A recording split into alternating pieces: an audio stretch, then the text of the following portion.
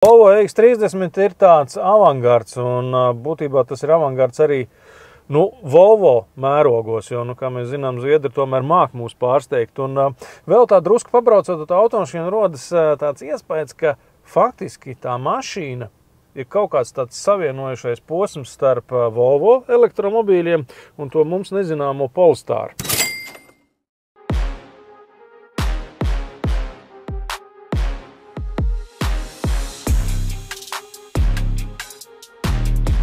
Kaut kāda stabila astoņnieka pilnīgi noteikti pēc tā, ko esmu šobrīd redzējis, jo varbūt tāpēc, ka sniedzamība nav tāda fantastiski liela, piemēram, šobrīd 92% rāda, ka mēs varam nobraukt 207 km. Tas ir ļoti tālu no rekorda, bet tā kā no otras puses tā automašīna ir interesanta, ļoti saudabīga, varbūt nav pati lielākā, jo, būsim godīgi, ka man auguma cilvēkam tas automobils laikam ir vairāk vai mazāk divvietīgs.